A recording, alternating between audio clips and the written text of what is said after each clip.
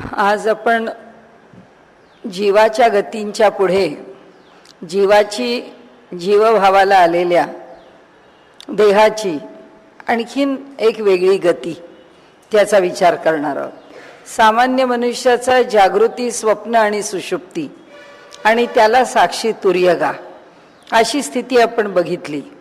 पण जेव्हा संत या पृथ्वी तलावर जन्म घेतात तेव्हा त्या संतांची गती काय, आणि ते संत जेव्हा देह सोडून जातात तेव्हा सामान्य मनुष्य जसा कर्माधीन देह टाकतो, आपला संचिताचा भाग घेऊन जातो।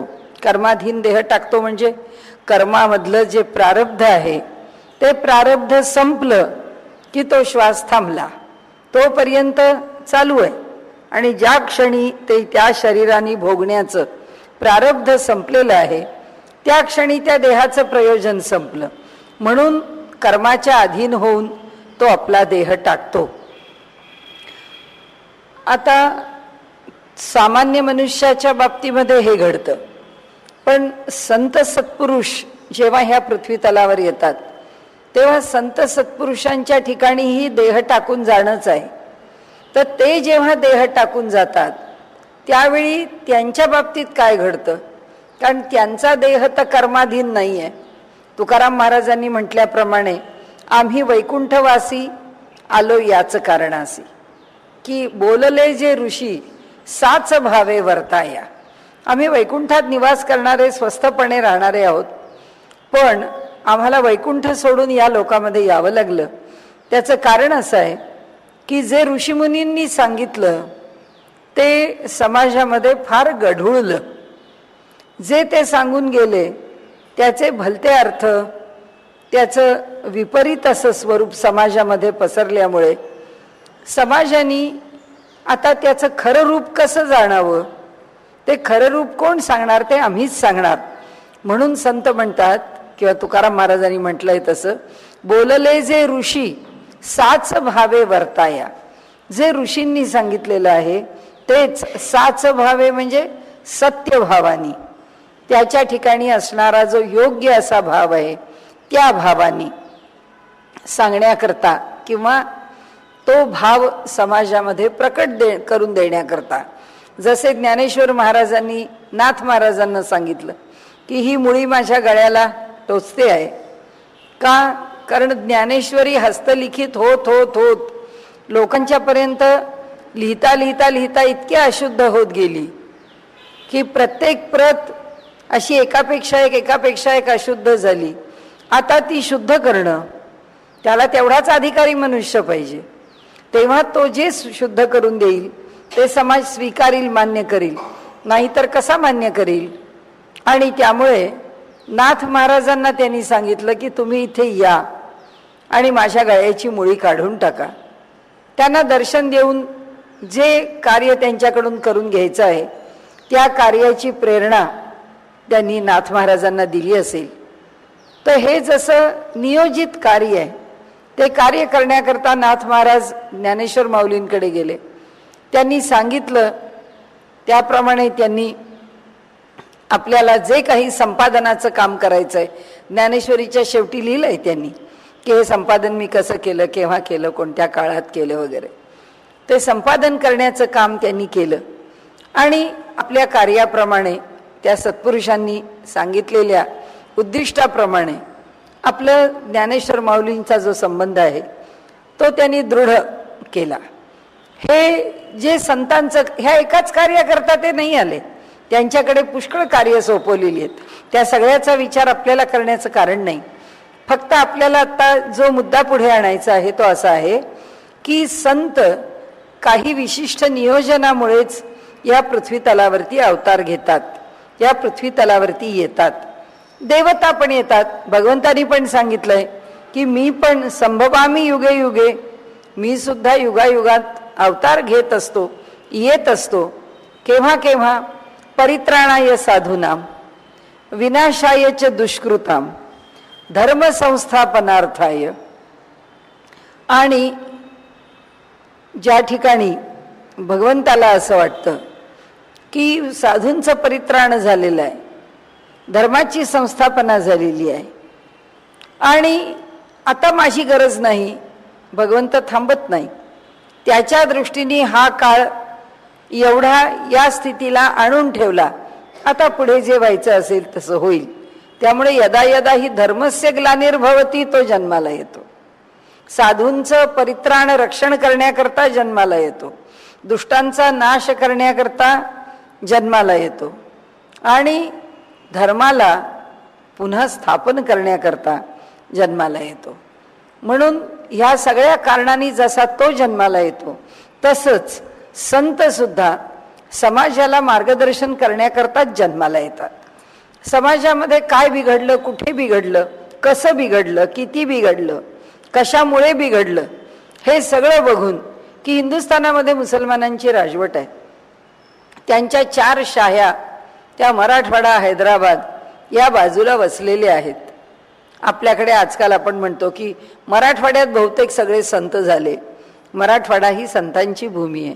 त्यांना व्हावंच लागलं, तिथे जावंच लागलं, कारण तिथल्या समाजाचं मनोबल टिकवण्याकरता, त्यांना सांभाळण्याकरता त्यांना तिथे पोचावंच लागलं. त्याच ठिकाणी अवतार घ्यावा लागला. ज्या ठिकाणी जे आणि जसं बिघडलं आहे त्या ठिकाणी ते आणि तसं बदलण्याकरता संतांनी अवतार घेतलेला. समर्थ महाराष्ट्रामध्ये अवतीर्ण झाले. समर्थांच्या आधी उत्तरेमध्ये तुलसीदास जन्माला आले. तुलसीदासांनी संबंध उत्तर भागामध्ये मुसलमानी राजवटीमध्ये अकबराच्या काळात, जहांगीराच्या काळामध्ये त्यांनी हिंदू धर्माला बळकटी, त्यांचं नैतिक मनोबल, ह्या सगळ्या गोष्टी सुदृढ करण्याकरता संबंध आयुष्यभर, त्यांनाही पुष्कळ आयुष्य लाभलं. जवळजवळ असं म्हणतात ते 82-86 वर्षाचे, थोडासा काय काळाचा फरक असेल तो, पण चांगलं दीर्घ काळापर्यंतचं आयुष्य त्यांना समाजाकरता कार्य करण्याकरता लाभलं. त्या काळात त्यांनी सगळ्या उत्तर प्रदेशामध्ये या समाजाला राखण्याचं कार्य केलं. जसं उत्तरेत खिंडारं पडली होती तशी दक्षिणेची स्थिती काही फारशी चांगली नव्हती. त्यामुळे जेव्हा तिकडे तुलसीदासांनी समाधी घेतली तेव्हा इकडे दक्षिणेमध्ये समर्थांचा जन्म झालाय आणि समर्थांनी आपल्या पुरश्चरणाला सुरुवात केली. म्हणजे भगवंतांनी कोणतीच भूमी अशी निराधार सोडलेली नाहीये. संतांना ते कार्य करण्याकरता पाठवून दिलेलं आहे. जेव्हा संत कार्य करण्याकरता येतात तेव्हा ते प्रारब्धाधीन येतात, येत नाहीत. कर्म कोणतं शिल्लक आहे म्हणून येतात, येत नाहीत. काही संचिताचं गाठोडं त्यांना काही भोगून संपवायचं म्हणून येतात, येत नाहीत. काही शिल्लक संचित नाही, क्रियमाण नाही, प्रारब्ध नाही. त्यामुळे कुठल्याही प्रकारचा भोग भोगण्याकरता म्हणून संत पृथ्वी तलावर येतच नाही. ते फक्त मार्गदर्शन करण्याकरता येतात. म्हणून त्यांचा देह प्रारब्धाधीन नाहीये. अव अधिक तृ अवतार घेणं. फक्त या अवताराबद्दल आपल्याकडे असं म्हटलेलं आहे प्रसिद्धपणाने की देवासी अवतार, भक्तासी संसार किंवा संतासी संसार. देव अवतार घेऊन येतो आणि त्याचं अवतार कार्य करतो, तर भक्त किंवा संत याला मात्र सामान्य मनुष्यासारखा प्रपंच असतो.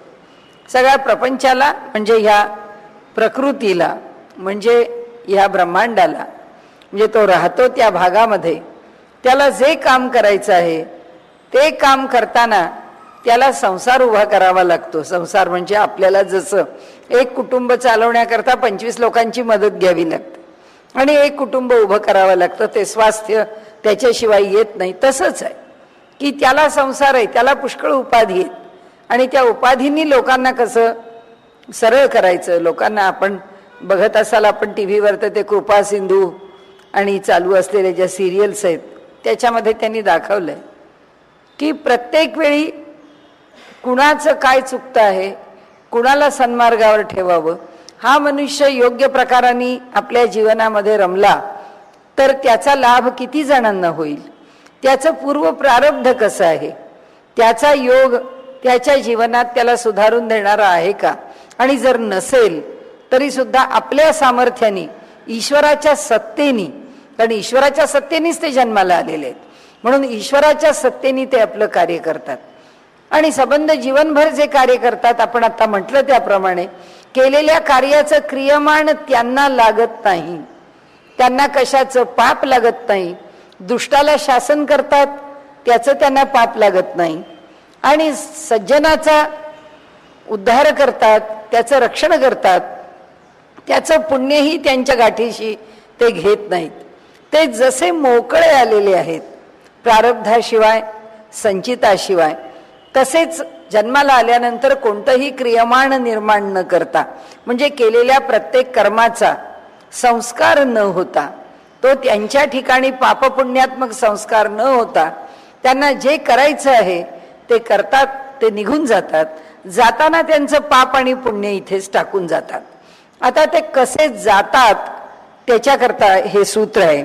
मला हानौ तुपायन शब्दशेषत्वात कुशाच्छंद स्तुत्युपगानवत तदुक्तम. मला पुण्य पापांच्या त्यागाचा निर्देश केला असेल तेथे त्यागाविषयक विधानांचा अवशिष्ट पूरक भाग म्हणून स्वीकार विषयक विधान केलेले असते. म्हणून पुण्य पापाचा विचार इतर करतात असे समजावे. कुशा छंद स्तुती आणि गायन यांच्या निश्चितीसाठी इतर श्रुतीतील विधाने अध्यारूत घ्यावी लागतात. तसेच हे आहे. ही गोष्ट पूर्वमीमांसा शास्त्रात सांगितली आहे. याच्या अर्ध्या भागाशी आपल्याला काही करायचं नाही, त्याच्या पहिल्या अर्ध्या भागाशी आपलं मतलब आहे. त्याच्यामध्ये त्यांनी म्हटलंय की पुण्य आणि पाप याच्या त्यागाचा जो निर्देश केलेला आहे तेथे त्यागविषयक विधानांचा अवशिष्ट पूरक भाग म्हणून स्वीकार विषयक विधान केलेले असते. आता याचा अर्थ असा की त्यांना पाप पुण्य लागतं लागत नाही, ते त्याचा स्वीकार करतात करत नाहीत, हा जो विषय आहे त्या कोणत्याही कर्माचं भोगल्याशिवाय ते कर्म संपत नाही. मग ज्ञानेश्वर महाराजांची सगळी पुण्यकर्म आणि त्यांच्या जीवनामध्ये त्याच्याच बरोबर असेल तर कोणतंच कर्म सदोष जर असलं किंवा कुठलं तरी दुसऱ्याला त्रास देणारं कर्म असलं तर ते कर्म की जे त्याचा दोष देईल असं कर्म संतांच्या बाबतीमध्ये घडलेलं. जसं तुकाराम महाराज आहेत, तुकाराम महाराजांच्या बाबतीमध्ये त्यांनी पुष्कळ भगवंताच्या उपासनेकरता आपलं जीवन व्यतीत केलं. असं म्हणतात की तुकाराम महाराजांनी एकनाथी भागवताची 1000 पारायणं भंडाऱ्याच्या डोंगरावर केलेली आहेत आणि त्यांनी विष्णू सहस्रनामाचं 1,00,000ची म्हणजे जप म्हणा आवर्तन म्हणा संख्या पुरी केलेली आहे. इतकं तर त्यांचं माहीत असलेलं, बाकीचं तर जय जय रामकृष्ण हरी जो त्यांचा गुरुमंत्र आहे तो तर किती जपला आपल्याला माहीत नाही. हे सगळं करत होते तेव्हा घरामध्ये पोरबाळ उपाशी होती, बायको इकडे तिकडे धावत होती. म्हणजे ह्याला जर कोणी सदोष म्हटलं की हे दोषास्पद आहे की त्या लोकांना त्रास होत होता आणि तुकाराम महाराज मात्र आपली साधना करत होते, असं जर कोणी म्हटलं, त्याला जर कोणी दोष धरला तर तुकाराम महाराजांचं पुण्य आणि तुकाराम महाराजांचा हा दोष असा जर धरायचा असेल तर त्या दोषाचं आणि त्या पुण्याचं ते घेऊनच जात नाहीत. त्यांना त्या पुण्याशी काही कर्तव्य नाही आणि त्यांना त्या दोषातून निर्माण होणाऱ्या पापाशीही काही कर्तव्य नाही, दोन्हीशी पण कर्तव्य नाहीये. ते आपल्याबरोबर यातलं काहीच घेऊन जात नाहीत. पापही नाही पुण्यही नाही. पण ते पाप आणि पुण्य नुसतं पडून राहत नाही. ते जे पाप आणि पुण्य आहे ते कुणाला तरी भोगून संपवावं लागतं.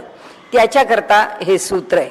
हे सूत्र आपल्याला असं म्हणतात की मुक्त पुरुष जो आहे त्याच्या गतीचं वर्णन आता आपण करतो. सामान्य जीवाचा सगळा विचार आपण यावेळी सुरुवात करतानाच बघितलंय, जीवाची गती काय आहे काय नाही, पुनर्जन्म कसा होतो वगैरे. आता ह्या श्रेष्ठ पुरुषाच्या गतीचं त्यांनी सांगितलंय. म्हणाले जसा एखादा घोडा अश्व आपलं अंग झटकून मोकळा होतो, त्याची सगळी कातडी तो सगळं अशी थरथर थरथर करून तो सगळं आपलं अंग झटकतो, अंगावरची धूळ जाते, अतिशय स्वच्छ असतं, घोड्याच्या अंगावर काही राहत नाही. आणि त्यामुळे ते म्हणतात तो जसा सगळं झटकून टाकतो तसा श्रुती म्हणते की हा म्हणतो मी माझं काय पुण्य आणि पाप झटकून मोकळा झालो. हे एक विधान श्रुतीने केलेलं आहे.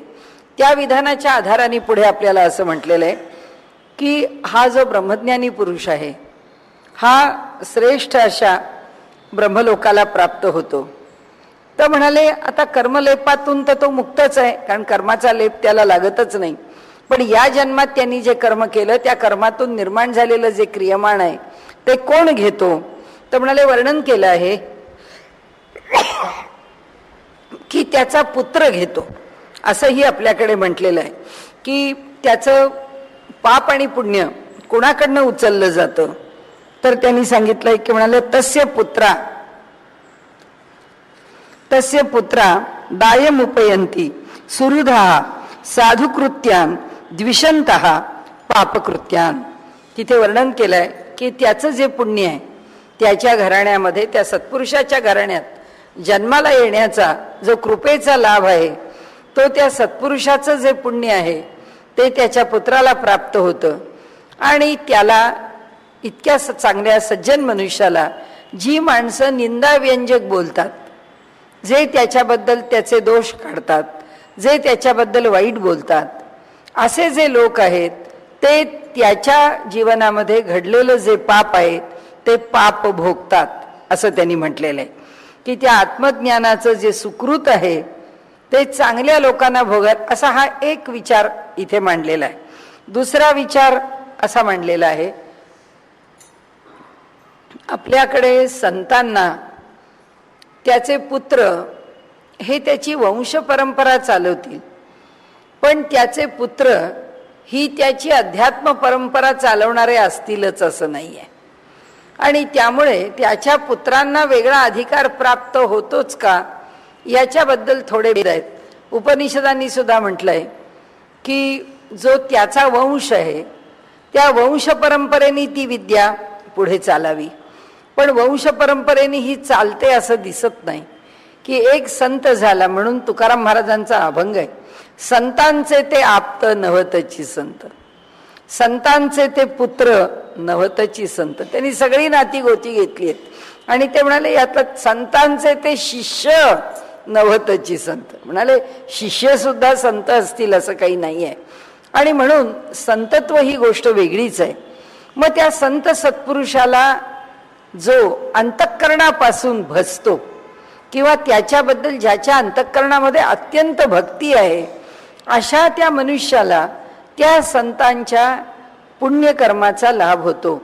म्हणजे आळंदीला मनुष्य गेला, आळंदीला जाऊन ज्ञानेश्वर माऊलींच्या समाधीवरती त्यांनी डोकं ठेवलं, ज्याची अत्यंत श्रद्धा आहे माऊलींच्यावरती, तिथे माऊलीचं पुण्य कार्यरतच आहे.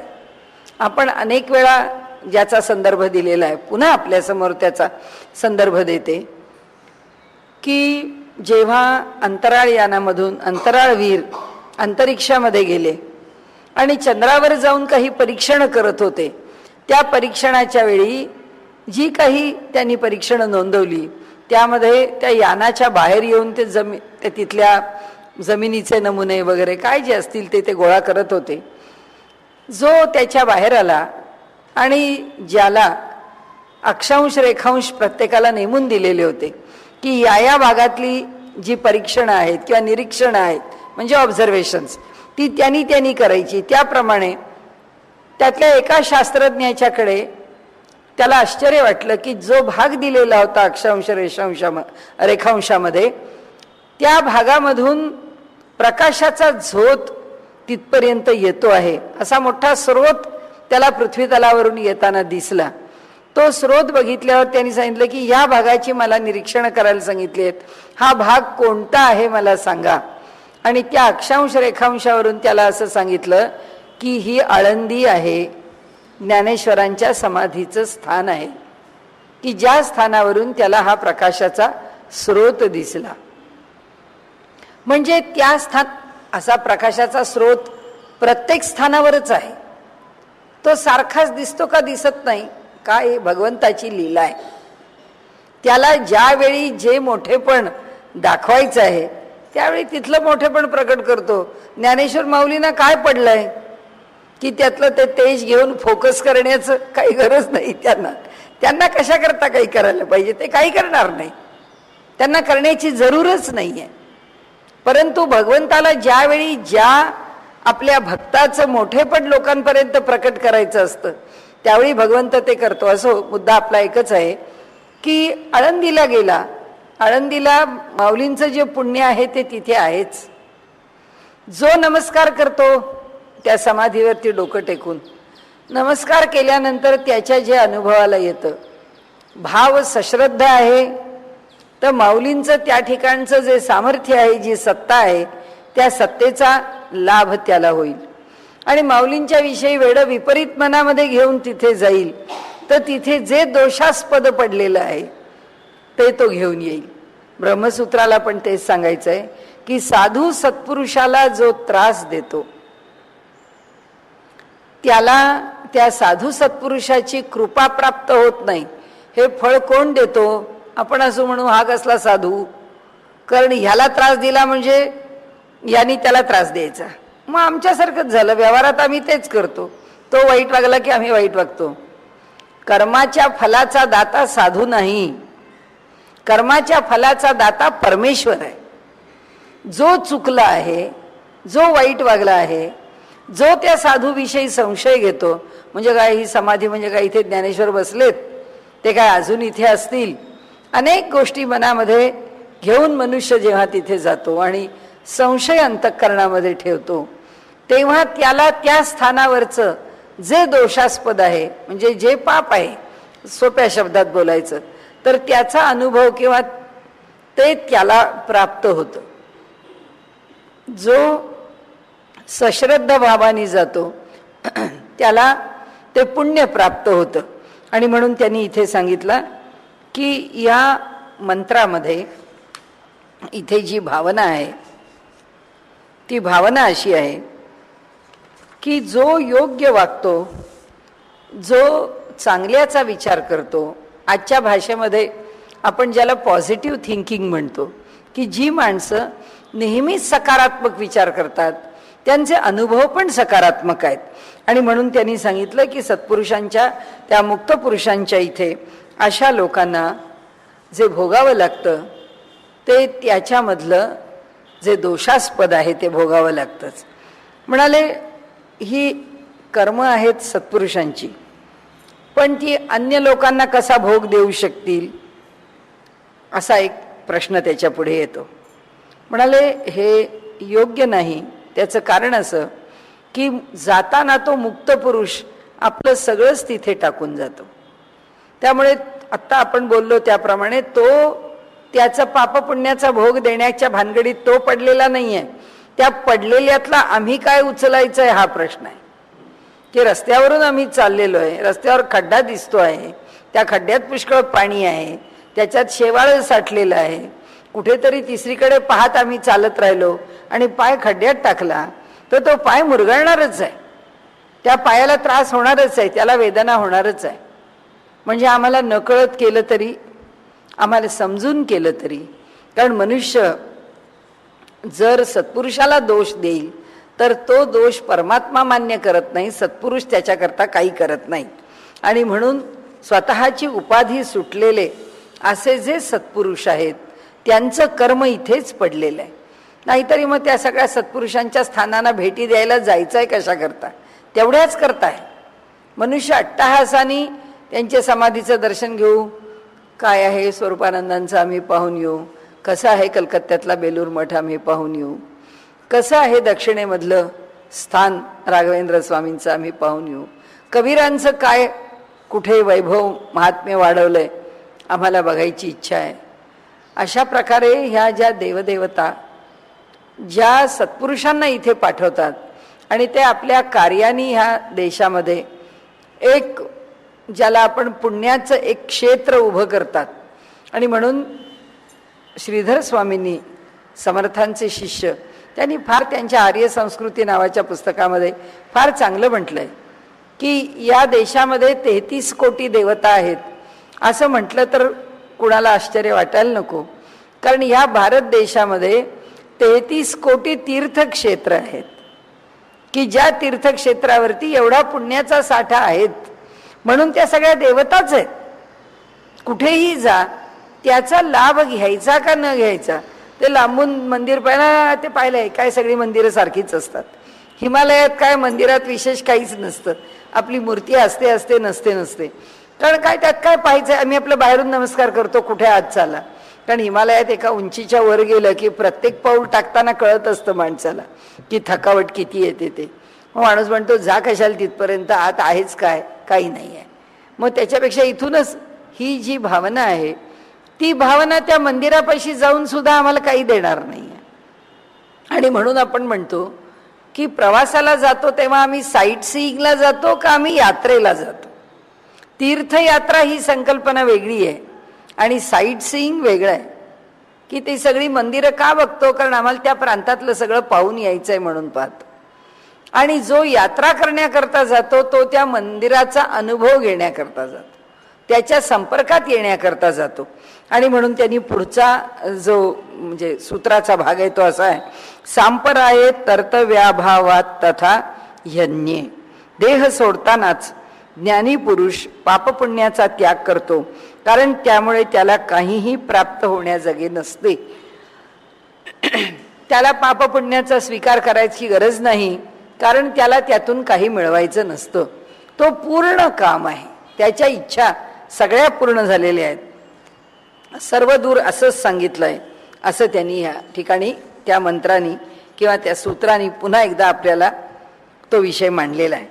छंदत उभया विरोधात देहपातानंतर स्वेच्छेने प्रयत्न करता येत नसल्यामुळे देहपाताच्या वेळीच सुकृत दुष्कृत्ये दोन्ही टाकली जातात असे मानले म्हणजेच विरोध येत नाही. अगदी टेक्निकल मुद्दा आहे, तांत्रिक मुद्दा आहे की ते सत्पुरुष देह टाकून जेव्हा जातात तेव्हा त्यांचं पुण्य केव्हा पडतं हा प्रश्न आहे तिथे, की त्यांचं पुण्य किंवा पाप केव्हा टाकलं जातं. तर मला देहपाताच्या बरोबरच टाकलं जातं, कारण देहपातानंतर त्या देहानी जे काही करायचंय ते काही राहिलेलं नसतं. हे अवतार घेऊन आलेले असल्यामुळे सामान्य मनुष्याचे आपण देहाचे प्रकार पाहिले की त्याचा स्थूल देह आहे, त्याचा लिंग देह आहे, त्या लिंगदेहाबरोबर त्याच्या वासना जोडलेल्या आहेत. यांच्याकडे तसं नाही आहे. यांना कुठल्याच प्रकारच्या देहामध्ये अविद्या कर्म वासना यांनी ग्रासलेलं नाही आहे आणि त्यामुळे या कशातलंच त्यांच्याबरोबर त्या सूक्ष्म देहाबरोबर जाणार आहे हा विषय नाही. म्हणून त्यांनी सांगितलं ज्या क्षणी देह पडला त्या क्षणी त्यांचं पापपुण्य इथे टाकलं. हे का, आता आतापर्यंत आपल्याला माहिती आहे की या ब्रह्मसूत्रामध्ये प्रत्येक गोष्ट तर्काने खोडून काढणे, मग तो त्याच्यानंतर पडला का, मग तो देह गेल्यावर पडला का, मग तो केव्हा पडला नेमका, या चर्चा नाही, त्याच्याकरता दिलेलं उत्तर आहे. गतेरर्थ वत्वमुभय यथान्यथा ही विरोध हा मार्गासंबंधी दोन प्रकार मानले पाहिजेत, नाही तर विरोध येईल. कोणते दोन प्रकार मानले पाहिजेत? आपल्याकडे ह्या सत्पुरुषांनी देह टाकण्याच्या दोन पद्धती सांगितल्या आहेत. एक सद्योमुक्ती आणि दुसरी क्रममुक्ती. जी सद्योमुक्ती आहे ते सद्योमुक्त होणारे जे पुरुष आहेत ते तिथल्या तिथेच, जसा घट फुटावा, इथे काचेच्या भांड्यामध्ये समजा पाणी आहे किंवा मातीच्या कुल्हडमध्ये पाणी ठेवलेलं आहे आणि आपल्याकडनं चुकून ते कुल्हड फुटलं, तर जेव्हा ते इथे होतं तोपर्यंत काय होतं, त्याच्या आतमध्ये आकाश होतं, पोकळी होती ना, ती पोकळी म्हणजे आकाश होतं. बसलो आहोत हे मठाकाश आहे. ह्यामध्ये ह्या मोठ्या मठामध्ये म्हणजे ह्या एवढ्या मोठ्या सभा मंडपामध्ये जे आकाश आपण सीमित केलेलं आहे. कारण आपण नेहमी म्हणतो की आमच्या घरात आम्ही इतकी माणसं राहतो, अहो आमच्या घरात काय 10-12 खोल्या असल्या म्हणून काय झालं, आम्ही माणसंही चांगली 10-12 आहोत घरात, त्यामुळे तेवढी जागा आम्हाला पाहिजेच आहे असं जेव्हा म्हणतो, आम्ही घरात राहतो असं म्हणतो, तेव्हा जे घर बांधतो त्याच्यात राहत नाही आणि ज्याच्यात राहतो ते आम्ही बांधत नाही. म्हणजे आम्ही बांधतो त्या भिंती बांधतो, त्या भिंतीत आम्ही राहत नाही. भिंती बांधतो म्हणून आम्ही घर बांधलं म्हणतो. आणि त्या कशाकरता बांधतो, हे अवकाश सीमित करण्याकरता बांधतो. ही खोली केवढी आहे, हा सभामंडप केवढा आहे, त्या माणूस म्हणेल नाही हा सभामंडप ना हा जवळजवळ 80 फूट लांब असेल, हा सभामंडप 35-40 फूट रुंद असेल. माणूस आपले आपले जे काही मापं आहेत ती मापं त्याची सांगायला सुरुवात करतो. म्हणजे एवढी जागा आम्ही ही भिंत बांधून सीमित केली. म्हणजे जी सीमित केली तिच्यामध्ये राहतो, जिथे राहतो ते बांधलेलं नाहीये, बांधून त्याला सीमित केलेलं आहे. म्हणजे हे मठ आहे, याला तत्वज्ञानाच्या भाषेमध्ये याला मठ असं म्हणताना आम्ही राहतो कुठे हे अगदी बरोबर बोलायचं तर आम्ही मठाकाशात राहतो. हे जे निर्माण झालेलं आहे 4 भिंतींनी सीमित, त्याच्यामध्ये राहतो. म्हणजे आम्ही मठाकाशात राहतो. या मठाकाशामध्ये आम्ही इथे एक भांडं आणून ठेवलं, इथे एक दुसरा ग्लास आणून ठेवला, इथे एक तांब्या आणून ठेवला. म्हणजे या मठाकाशात काय झाले, हे घट आणून ठेवले. या प्रत्येक हे घट मोकळे आहेत. ह्या घटामध्ये पण आकाश आहे, कारण मोकळे आहेत. पाणी प्यायचं भांडं आहे, त्या भांड्यात आकाश आहे. पाणी प्यायचा तांब्या आहे, तांब्यात आकाश आहे. जे जे आम्ही इथे ठेवू त्याच्यामध्ये आकाश आहेच. आणि त्यामुळे हे जे आकाश आहे हे ह्या मठात राहिलेलं आहे. जर समजा काचेचा ग्लास फुटला, संपलं, ते जे घटाकाश आहे ज्या घटात ते ठेवलं होतं आणि जे ह्या मठात आहे ते घटाकाश फुटलं, संपलं, ते राहिलं नाही, कारण त्या घटाचा आकार राहिला नाही. जे जे फुटलं त्या सगळ्यांच्या मधून ते आकाश निघून गेलं. म्हणजे त्या घटामध्ये सीमित केलेलं आकाश गेलं. तसं आहे हे ब्रह्मांड नावाचं मोठं मठाकाश आहे. या ब्रह्मांडामध्ये जेव्हा तो संत नावाचा सत्पुरुष आपला देह टाकतो तेव्हा तिथे असलेलं ते जे घटाकाश आहे तो घट तिथेच फोडतो. म्हणजे हा देह इथेच टाकतो. हा देह इथे टाकल्यानंतर त्याच्या आत असणारं जे चैतन्य आहे ते प्रवास करत निघतं का? नाही निघत म्हणाले. ते प्रवासाला जात नाही. मग ते चैतन्य कुठे जातं? या मठाकाशात भरलेल्या चैतन्यात विलीन होतं. तो जिथे असेल तिथे त्याला गती राहत नाही. गती म्हणजे प्रत्येक जीवाला जी सातत्याने गती आहे, गती याचा अर्थ वेग, त्या कुठल्या ना कुठल्या तरी एका दिशेने त्याचा प्रवास चालू आहे. पण त्या सत्पुरुषाला प्रवास नाही. का नाही? कारण त्याला सद्योमुक्ती आहे. सद्यो म्हणजे तात्काळ मुक्ती, तिथल्या तिथे मुक्ती, गती विरहित मुक्ती, गती नाही. आणि ही कुणाला प्राप्त होते? तर जो निर्गुण ब्रह्माची उपासना करतो त्याला प्राप्त होते. तो सद्योमुक्ती मिळवणारा जो आहे तो निर्गुणाची उपासना करणारा आहे. आणि निर्गुण ब्रह्माची उपासना करणाऱ्याला सद्योमुक्ती तिथल्या तिथे ताबडतोब मुक्ती प्राप्त होते. जो सगुणाचा उपासक आहे, तुकाराम महाराज आहेत, सगुणाचे उपासक आहेत. एकनाथ महाराज आहेत, सगुणाचे उपासक आहेत. देह कसा सोडला? तुकाराम महाराज सदैव वैकुंठाला निघून गेले. नाथ महाराजांनी काय केलं? सगळे वारकरी त्यांच्याबरोबर टाळ मृदंगाच्या गजरामध्ये भजन करत होते. भजन करत करत त्या मंदिरापासून ते त्या गोदावरीच्या किनाऱ्यावरून चालत निघाले. गोदावरीच्या जलामध्ये ते प्रवेश करते झाले आणि चालत चालत दिसेनासे झाले. संपलं. देह पडला त्यांचा. कसा पडला, कुठे पडला तो नाहीसा झाला माहीत नाही. शंकराचार्य आपल्याला माहिती आहे, केदारनाथ आपण बघितलेलं आहे, आपल्याला जागा दाखवतात केदारनाथला, की याच्या मागच्या बाजूला वरती शंकराचार्य निघून गेले. संपलं. देह सोडून दिला. आणि त्यामुळे हा जो देह आहे तो देह जिथं टाकला त्या ठिकाणी तो देह नष्ट झाला. पण मुक्ती सद्योमुक्ती आहे का? तुकाराम महाराजांची नाही. सगुण ब्रह्माचे उपासक आहेत ते. त्यामुळे ते म्हणाले आम्ही काय, आम्ही पुन्हा वर जाऊन बसणार. कुठे बसणार? त्या आम्हाला आवडणाऱ्या अशा महाकारण देहामध्ये बसणार. तो महाकारण देह कुठे राहतो? तो वैकुंठामध्ये राहतो. वैकुंठामध्ये परमात्म्याची सेवा करत आम्ही तिथे राहणार. त्याच्या लीलेचा अनुभव घेत आम्ही तिथे राहणार. आम्हाला त्याचीच आवड आहे. आम्हाला मुक्त होऊन जाण्याची आवड नाही. परमात्म्यामध्ये एकरूप होऊन राहण्याची आवड नाही. परमात्म्याच्या भक्तीचा आनंद, प्रेमाचा आनंद आम्हाला म्हणाले, आम्हाला फक्त प्रेम पाहिजे. आणि म्हणून कुठलीच वासना ज्यांनी ठेवली नाही, भगवंताचं प्रेम मिळवायचं आहे ही सुद्धा नाही, भगवंतावर प्रेम करायचं आहे ही सुद्धा नाही, भगवंताची लीला बघायची आहे ही सुद्धा नाही, सगळं काही ज्यांचं सुटलेलं आहे, कोणतीच इच्छा ज्यांची शिल्लक राहिली नाही, असे तिथंच सद्योमुक्ती आहे. ते तिथल्या तिथे मुक्त होऊन जातात.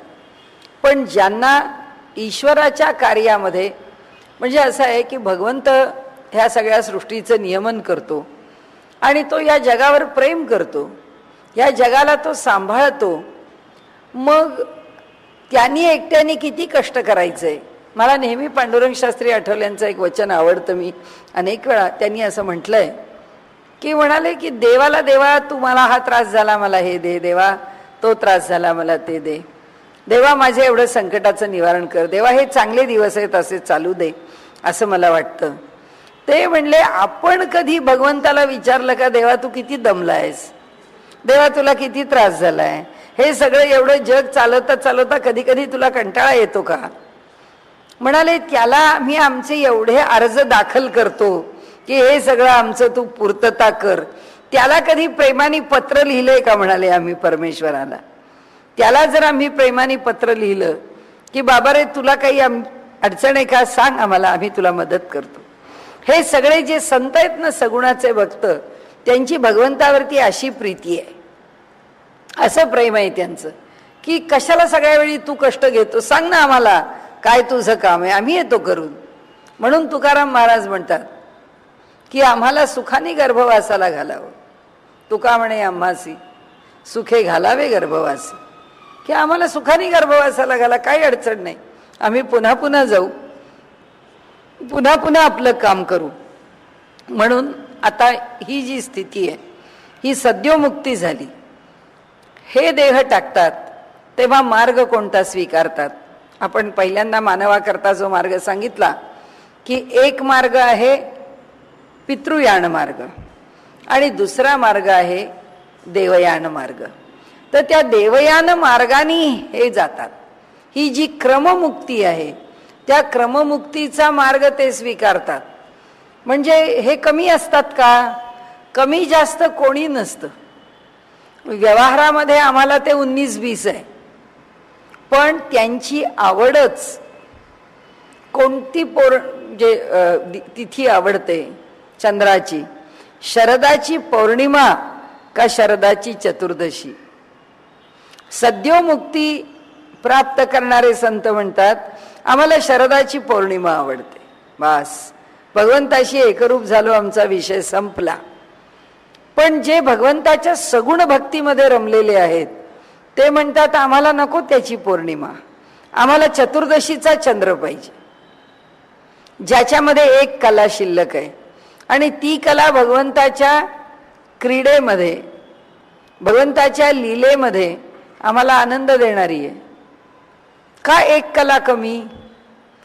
कारण इच्छा ठेवली आहे ना त्याच्या दर्शनाच्या आनंदाची, इच्छा ठेवली आहे ना त्याच्या लीला बघण्याची, त्याच्या सहवासात राहण्याची, वैकुंठ लोकात त्याचं कार्य करण्याची इच्छा आहे.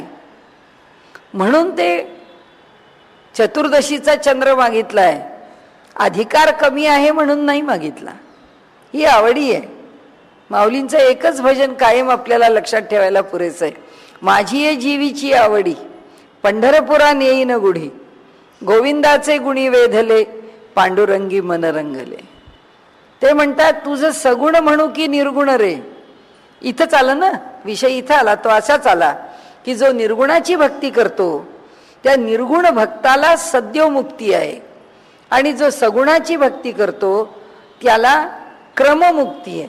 जी आपण जीवाच्या करता पाहिली होती ना की जो या ठिकाणी पितृयान मार्गाने ज्याचं गतागत नाही पण ज्याचा अधिकार अधिक आहे त्याला क्रमाक्रमाने, म्हणजे तो स्वर्गापर्यंतचा जो मार्ग आहे किंवा लोक आहे, ह्या पृथ्वीलोक म्हणजे भूलोक, भुवहा लोक, स्वहा म्हणजे स्वर्गलोक, याच्या पलीकडे जातो. म्हणजे ह्या ब्रह्मांडाचा कटाह जो आहे, कटाह म्हणजे त्याची वरची रेषा, खरा म्हणजे कटाह म्हणजे कढई असा खरा त्याचा अर्थ, की ते जे टोपलं झाकलेलं आहे त्याच्या जो बाहेर पडतो, त्याच्या वरच्या त्या कडेच्या जो बाहेर निघून जातो, तो पहिला लोक कोणता आहे? तो महा. त्या महालोकाला गेला आणि मग क्रमाक्रमाने जना तपहा सत्यम अशा लोकाला जात. तुकाराम महाराजांना काय करायचंय असले लोक पाहत, कारण ते अवतार घेऊन आलेले आहेत.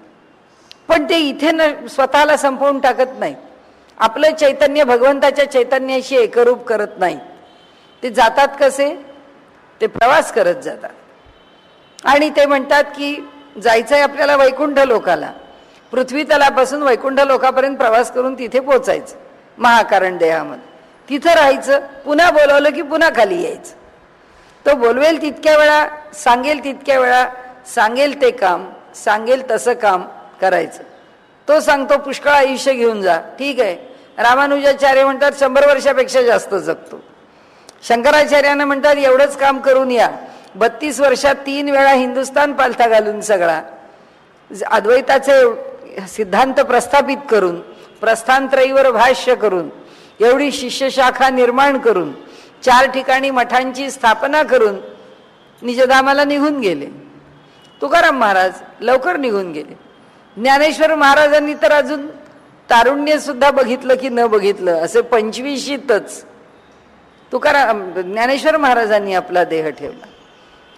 जेवढ्या कामाकरता ते आलेले आहेत, जसं सांगितलंय तसं. तुकाराम महाराजांना सांगितलं दरिद्री म्हणून राहायचंय, आनंद आहे म्हणाल. नाथांना सांगितलं संपन्न म्हणून राहायचंय, आनंद आहे. तुकाराम महाराजांना पत्नी अत्यंत क्रोधाविष्ट प्राप्त होईल, अत्यंत क्रोधी, आनंद आहे. म्हणाले नाथ महाराजांना गिरिजाबाईंसारखी पतिव्रता मिळेल. प्रपंचाचं सुख तुम्हाला मिळेल न मिळेल, तुकाराम महाराज म्हणाले कसंही द्या.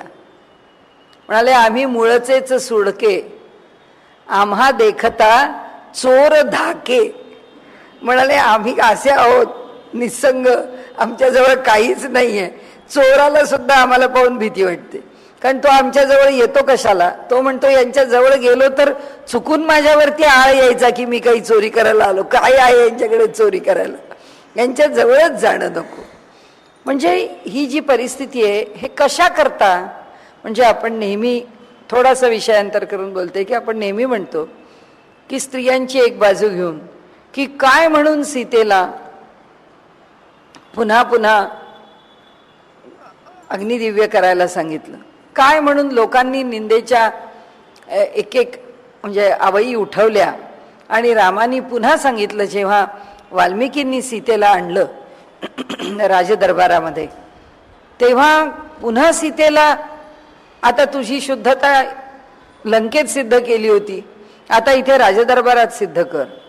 लंकेमध्ये तिने आपली शुद्धता सिद्ध करून दाखवण्याकरता रामायणामध्ये राम जे बोललेले आहेत पुष्कळ टाकून बोललेले आहेत, तू कुठेही जा, कुठेही निघून जा वगैरे. मग अशा सारखा रामासारखा एवढा अगदी सम्यक विचार असणारा मनुष्य असं कसं बोलला? साक्षात परमात्मा असं कसं बोलला? सीतेवरती त्यांनी किती अन्याय केला. या सीतेवरचा अन्याय हा सगळ्या स्त्रियांच्यावरचा अन्याय वगैरे वगैरे. ज्या स्त्री मुक्तिवादी, ज्या स्त्री काही पक्षी आहेत, ते सगळे त्याच्यावरती निंदा करतात की हे असं कसं केलं. दुसऱ्यांदा जेव्हा रामानी सांगितलं राजदरबारामध्ये की तुम्हाला आता तुमचं शुद्धत्व सिद्ध करावं लागेल, सीतेने सांगितलं ठीक आहे. तिने आपल्या मातेला आवाहन केलं, पृथ्वी मातेला. पृथ्वी माता सिंहासन घेऊन वरती आली, धरणी दुभंगली, ते सिंहासन वरती आलं आणि त्यांनी सांगितलं चल सीते आता माझ्या बरोबर. रामाने सांगितलं हे काय शुद्धता सिद्ध करायची होती. त्यांनी सांगितलं या निंदेच्या बलिवेदीवरती पुन्हा पुन्हा बळी देण्याकरता मी नाहीच आहे, माझा बळी पुन्हा पुन्हा जाणार नाही. एकदा झालं बस झालं, आता मी जाईन ती कायमचीच जाईन. पुन्हा माझ्यावरची निंदा ही कशी खोटी आहे हे सिद्ध करून आता मला पुन्हा इथे लौकिकात राहण्यात काहीच रस नाही. सगळ्यांनी तिची पुष्कळ विनंती केली. सीता ही पतिव्रता म्हणून एवढी प्रसिद्ध आहे, तिच्याबद्दल आदर आहे. इतकं असताना सुद्धा आता राम शोक करतायत आणि आपल्या पत्नीला पुन्हा पुन्हा विनवणी करतायत सीतादेवी पतिव्रता आहेत, मग रामाचं का नाही ऐकलं? पण भारतीय स्त्री आहे, त्या आपल्या ठिकाणी जशा त्या पतिव्रता आहेत तसं या भारतीय स्त्रीचं स्वतंत्र व्यक्तिमत्वाला कधीच धक्का लागलेला नाहीये. आणि म्हणून भारतीय स्त्रीला वेद काळापासून तिला मानिनी असं म्हटलेलं आहे. ती मानिनी आहे. तिचा अपमान समाजामध्ये जर घडला तर ती समाजामध्ये चालवून घेत नाही. कुटुंबामध्ये सुद्धा स्त्रीचा अपमान होता कामा नये. आपल्याकडे धर्मशास्त्र सांगतं, घरामधली कन्या, घरामधली पत्नी, घरामधली माता, तिच्या डोळ्यात जर अश्रू आले तर कुटुंबाने लक्षात ठेवावं की कुटुंबाचा ऱ्हास जवळ आला. कुटुंबामध्ये स्त्री असंतुष्ट राहता कधीही कामा नये. आता हा एक वेगळा विषय झाला. असा झाला की सीतेनी प्रभू रामचंद्रांच्याकडून जे जे घडेल ते सहन करण्याची किंवा ते स्वीकारण्याची तिची तयारी, म्हणजे ते तिला मान्यच आहे, बिन तक्रार मान्य आहे. ज्ञानेश्वरांनी जसं म्हटलंय की क्षमा कशी असावी, विना आक्रोश क्षमा असावी. विना आक्रोश म्हणजे मनात आक्रंदन नाहीच आहे, त्याच्याविषयी तक्रार नाही, त्याच्याविषयी मनात विरोधाची भूमिका नाही, काही नाही. म्हणजे कुठल्याही देवाणघेवाणीवरती उभी राहिलेली क्षमा नाही आहे, एका बाजूनी पूर्णपणाने केलेली क्षमा आहे. आणि ती केलेली नाही, काही घडलंच नाही असं वाटणारी क्षमा आहे. की त्यांनी त्याचं चुकलं, म्हणजे जसं लहान तान्ह मूल आईच्या मांडीवर असतं आणि त्याचे पाय हात खेळत असतं, ते अगदी निर्हेतुकपणे हातपाय हलवत असतं, त्याचा लहानसा पाय आई वाकली आणि तिच्या डोळ्यात गेला तर तिला असं होतं काय मुलं आहे, मारते एक चापट. असं होतं का? असं होत नाही. तिला तिच्या मनात सुद्धा येत नाही की याचा पाय माझ्या डोळ्यामध्ये गेला आणि माझ्या डोळ्यातनं इतकं गळागळा पाणी यायला लागलं. कुठल्याही तक्रारीशिवाय स्वीकारलेलं ते सुखाचं म्हणून स्वीकारणं आहे, ही त्याच्यामध्ये क्षमा आहे. आणि सीतेचं पातिव्रत्य ते आहे. सीतेने राम रडतोय, रामाला सोडून का गेली, हे फक्त व्यवहारामध्ये आमच्या सुखदुःखाच्या कल्पना आहे. पण सीता का गेली? कारण ती म्हणाली किती वेळा, आज हा म्हणाला म्हणून रामाने माझ्या शुद्धतेचा विचार मांडायचा, पुन्हा 5 वर्षांनी तेच आहे. पुन्हा कुणीतरी म्हटलं की पुन्हा हाच प्रयोग करायचा नाही. आता एकदा शेवटीच प्रभू रामचंद्रांना कळू दे आणि त्यांच्याही दृष्टीने हा विषय संपू दे. तसं आपल्याला इथे त्यांनी म्हटलंय की हे जे सगळे संत आहेत ना, तक्रार कोणाची आहे माहितीये का? संतांबद्दल आमची आहे.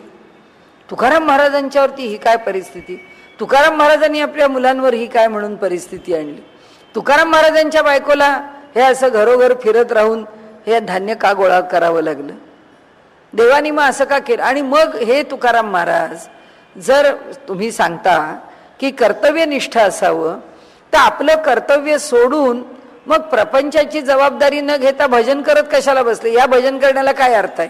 मग त्यांनी लग्नच नको होतं करायला. हे जे सगळे आरोप आहेत ना, हे सगळे आरोप कोणाचे आहेत? की ज्या डोळ्यांनी आम्ही पाहतो आणि ज्या चालीने आम्ही चालतो त्यांचे आरोप आहेत. कारण आमची दृष्टीच तेवढी आहे. तुकाराम महाराजांची दृष्टी तेवढी नाही आहे. तुकाराम महाराजांची पत्नी तुकाराम महाराजांना 1000 शिव्या घालते, कुठं जाऊन बसलाय, काय करतो कोणाला माहिती, त्या काळ्याच्या त्या विठ्याच्या नादाला लागलाय, घरदार सोडलंय. पण ती बाई त्यांना जेवायला घातल्याशिवाय जेवत नाही. प्रपंचात काही न कमावून आणणारा मनुष्य आहे. घरादाराला फाके पडतायत. मला सांगा, इथे इतकं सगळं खायची रेलची असताना सुद्धा कोणाला बी विटॅमिनची डेफिशियन्सी आहे, कोणाला म्हणजे थायरॉइड प्रॉब्लेम आहे, हायपो आहे, हायपर आहे, कोणाला प्रोटीन डेफिशियन्सी आहे, कोणाला फॉलिक ॲसिड डेफिशियन्सी. मग इतकं खायला मिळतं, डेफिशियन्सी कुठून आली? तुकाराम महाराजांच्या एकाही मुलाला डेफिशियन्सी नव्हती. तुकाराम महाराजांना दवाखान्यात जाऊन मुलाला औषध द्यायची ताकद नव्हती. पण त्यांचं मूल आजारी पडलं, भगवंताला सांगितलं हे पोर आजारी पडलंय, बघ ह्याचं काय कर. पोर बरंच झालं. तुकाराम महाराजांच्या पत्नीने सांगितलं अहो या मुलांची जबाबदारी आहे लग्न करणे, लग्न करायची आहेत मुलांची. एका मांडवात सगळ्या मुलांची लग्न करून टाकली. लग्न करायचं ठीक आहे, चला होऊन दे रे, एकदा लग्न होऊन जाऊ दे, कार्यक्रम तुमचा लग्नांचा संपला, एका दिवशी संपवून टाकली जबाब, पुन्हा तुकाराम महाराज मोकळे. तक्रार कोणाची आहे? तक्रार कोणाची नाहीये, तक्रार आमची आहे. आम्ही लादतोय त्यांच्यावर की जी परिस्थिती तुम्हाला मिळाली ही परिस्थिती कशी वाईट आहे ही आम्ही लादतोय, आम्ही आरोप करतोय, त्यांनी नाही. ते स्वेच्छा आलेत त्या परिस्थितीमध्ये, ते त्यांच्या मनाने आलेत, त्यांच्या आवडीने आलेत आणि त्यांनी ते आनंदाने ईश्वराने दिलेलं स्वीकारलेलं आहे. आणि स्वीकारायचं म्हणजे तू दिलंय म्हणून बाबा मी आता गरिबी पत्करतो असं नाही. आनंदाने आहे. तुला काय पाहिजे तू सांग, तू सांगशील ते करायला तयार आहे, तू सांगशील तसं वागायला तयार आहे. आणि त्यामुळे ह्या सत्पुरुषांच्या वरती ज्या अनेक गोष्टी, अनेक आरोप, त्यांच्या घरातल्या स्त्रिया, जसं आमच्याकडे उर्मिलेचं दुःख, कोण म्हणतं उर्मिलेला दुःख झालं? उर्मिला म्हणत नाही, सीता म्हणत नाही माझ्यावर अन्याय झाला, तुकाराम महाराज म्हणत नाहीत मी फार दुःखात राहिलो. नाही तर तुकाराम महाराजांच्या पत्नीला विठोबाने दर्शनच दिलं नसतं. तिला नकोय तरी दर्शन दिलं, आणि दर्शन दिलं तरी ती म्हणते कशाला भेटला हा, तो का होता, त्यांनी का माझ्या पायातला काटा काढला, उगाच काढला, उगाच भेटला. म्हणजे विरोधी भक्ती टोकाची होती. भागवतामध्ये त्याला विरोधी भक्ती असं म्हटलंय की ही शत्रुत्वातून केलेली भगवंताची अष्टव प्रहर भक्ती जी तिच्या अंतःकरणात आहे. तर असं सांगण्याचा हेतू असा आहे की भगवंताच्या कार्यामध्ये ते इतके रममाण झालेले आहेत आणि भगवंताच्या कार्याकरता ते इतके उत्सुक आहेत की त्यामुळे तुम्ही म्हणाल ते, तुम्ही म्हणाल तसं, तुम्ही म्हणाल तेव्हा, तुम्ही म्हणाल तितका काळ ते करायला आम्ही तयार आहोत. आणि मग आता त्या क्रममुक्तीने जाणारे जे संत आहेत ते कसे जातात त्या मार्गाचं त्यांनी वर्णन केलेलं आहे. आता फक्त लक्षात एक पक्क ठेवायचं की निर्गुणाची निष्ठा ठेवून केलेली जी उपासना आहे किंवा त्या मार्गाने जाणारे जे संत आहेत ते सद्योमुक्तीचा मार्ग अवलंबतात. सगुणाची उपासना करणारे जे संत आहेत ते क्रममुक्तीचा म्हणजे देवयान पंथ ते अवलंबतात. पण त्यांना आपण ज्या तऱ्हेने क्रममुक्ती म्हणतो, महाहा जनहा तपहा सत्यम, असं जे मानवाला हळूहळू क्रमाक्रमाने एकेका लोकांना पुढे जावं लागतं, तसे संत जात नाहीत. संत मार्गाने पुढे निघतात. त्याचं वर्णन कौशितकी उपनिषदामध्ये केलेलं आहे. त्याला पर्यंक विद्या असं म्हटलेलं आहे. आणि त्या सगुणोपासनेमध्ये म्हणजे वैकुंठ लोकाला जाण्याचा मार्ग कसा आहे त्याचं वर्णन केलंय. आणि त्यांनी सांगितलंय ज्याला सगुणाचं प्रेम आहे ते ब्रह्मलोकाला जाऊन पोचतात. आणि त्या संतांची जी गती आहे, जो मार्ग आहे तो देवयान असतो. आणि त्या ब्रह्मलोकामध्ये त्यांना पहिल्यांदा काय दिसतं तर पहिल्यांदा त्यांना अश्वत्थ वृक्ष भेटतो, म्हणजे त्याचं दर्शन होतं. तो वृक्ष दिसल्यानंतर म्हणाले त्या वृक्षाच्या जवळ जेव्हा तो जीव, म्हणजे आता देह धारण केलाय म्हणून जीव म्हणायचं, तो जेव्हा तिथे जातो तेव्हा त्याला गंध तन्मात्राची भेट होते. म्हणजे त्या वृक्षाच्या इथे त्याला गंधाची जाणीव होते आणि त्याला तिथे ब्रह्माचा गंध लाभतो असं वर्णन केलेलं आहे. त्याच्या पुढे सालज्य नावाचा जो प्रदेश आहे, अत्यंत रम्य आहे असा तो भगवंताचा प्रदेश त्याला प्राप्त होतो. त्या ठिकाणी त्याला ब्रह्माचा रस प्राप्त होतो. उपनिषदांनी तैत्तिरीय उपनिषदामध्ये वर्णन करताना त्यांनी असं म्हटलंय, ब्रह्म कसं आहे, रसो वै सहा, तो रसपूर्ण आहे. आणि तो रसपूर्ण आहे म्हणूनच भक्तीचा रस आहे. आणि म्हणून भक्तिरसानी तो प्राप्त होतो, तो ब्रह्मभाव प्राप्त होतो. आणि त्याची रसपूर्णता त्या भक्तीला येते म्हणून भक्तीची गोडी अवीट आहे. आता पुढे ते म्हणाले की ह्याच्या पुढे त्या जीवाला तिथे रसाची अनुभूती होते. त्याच्या पुढे अपराजित नावाच्या राजमंदिरामध्ये तो जातो. तिथे गेल्यानंतर त्याला ब्रह्माचं तेज मिळतं. म्हणजे त्याच्या ठिकाणी तो जो जीव आहे तो आता त्या लोकामध्ये राहण्याकरता भगवंत त्याला त्या परिस्थितीमध्ये आणतो. त्या ब्रह्माच्या तेजामध्ये त्याचा देह त्या तेज रूपामध्ये येतो.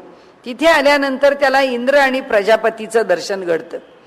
ते द्वारपाल म्हणून बाहेर उभे असतात आणि म्हणाले तो महात्मा जेव्हा तिथे येऊन पोचतो तेव्हा त्याला आदर करण्याकरता, त्याला सन्मान देण्याकरता ते मोठे त्याचं स्वागत करतात, मोठे झुकून आदराने स्वागत करतात. म्हणाले आता सभागृहामध्ये गेल्यानंतर काय होतं, काहीतरी प्रकटीकरण पाहिजे ना. त्या प्रकटीकरणाकरता असणं ह्याची जाणीव पाहिजे. म्हणजे ज्याला अहंता म्हणतात किंवा अहम म्हणतात. कसा की माणूस कोमात आहे आणि माणूस शुद्धीवर आहे. कोमात आहे त्याला कशाचीच जाणीव नाही आहे.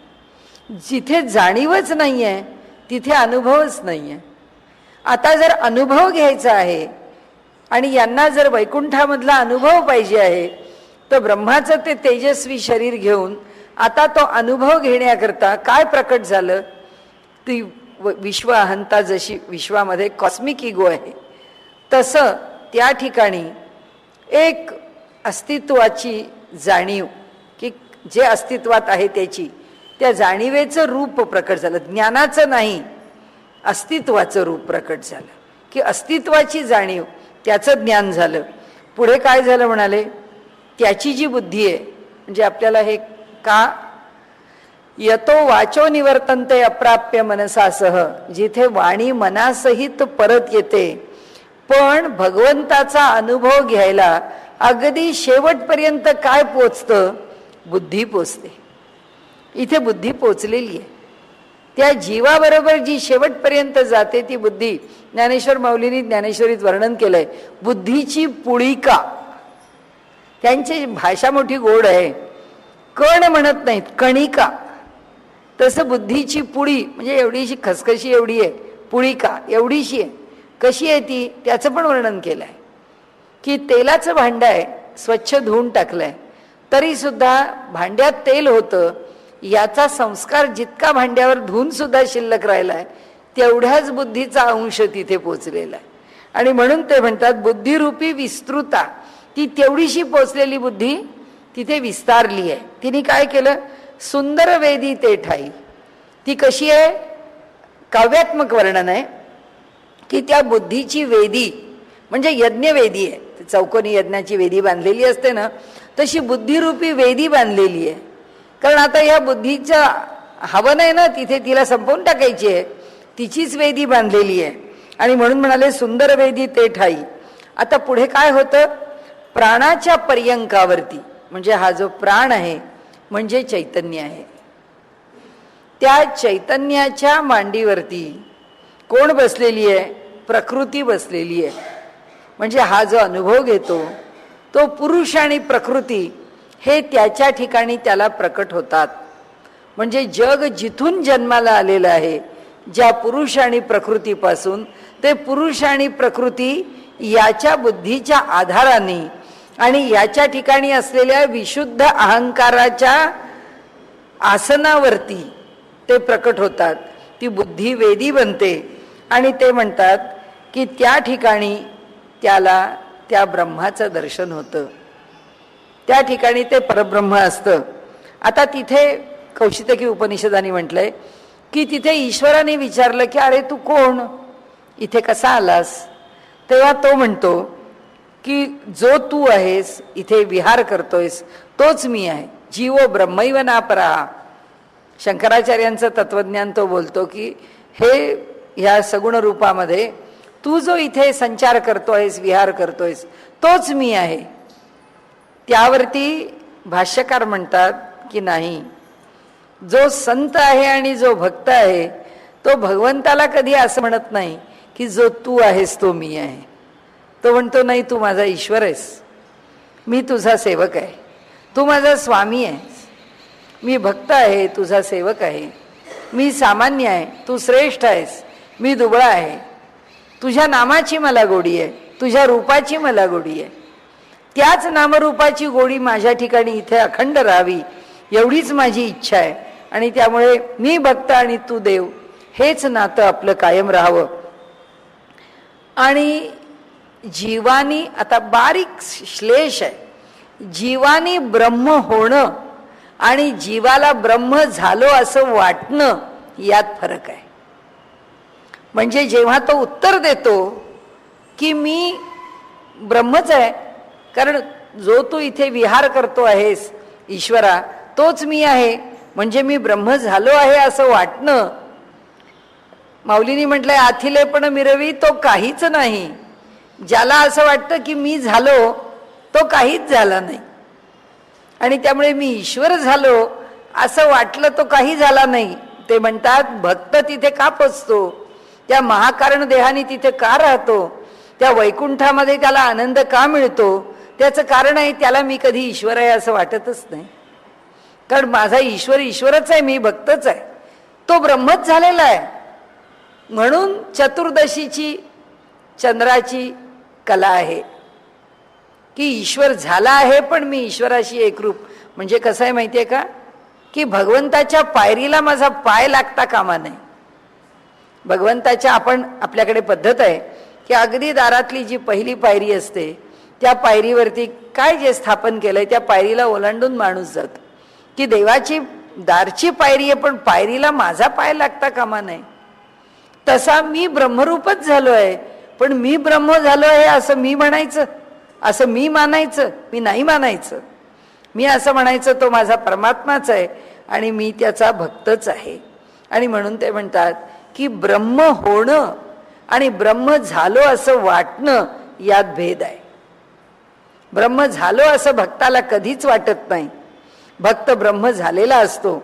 आणि म्हणून ते म्हणतात की इथे अहंकार आणि दंभानी हे अंतर पडतं, ब्रह्म होणं आणि ब्रह्म झालो असं वाटणं. आणि म्हणून त्यांनी इथे म्हटलेलं आहे की लोकसंग्रह करता येणारे जे संत आहेत ते कृपावंत होऊन आम्हाला मुक्ती नको, आम्ही असेच पुन्हा पुन्हा येत राहणार, मोक्ष ही सहज स्थिती आहे तरी सुद्धा आम्हाला ती नको, भक्ती वाचून कोणती साधना नको, इथे येण्याच्या यातना आम्हाला मान्य आहेत. आणि असं म्हणून म्हणाले ते पुन्हा पुन्हा पृथ्वी तलावरती येत राहतात. एकच अपेक्षा आहे ह्या सगळ्यामध्ये की त्या संतांची जी स्थिती आहे ती समजण्यामध्ये, ती म्हणजे अंतरंगातला विशुद्ध भक्तिभाव. ती जी शुद्ध भक्ती आहे ती अकारण भक्ती आहे, अपेक्षेशिवाय भक्ती आहे, निष्काम भक्ती आहे. तेवढंच भांडवल आहे म्हणाले, बाकी दुसरं काही नाही. आणि त्यामुळे आजचा विषय आपण इथे थांबवू.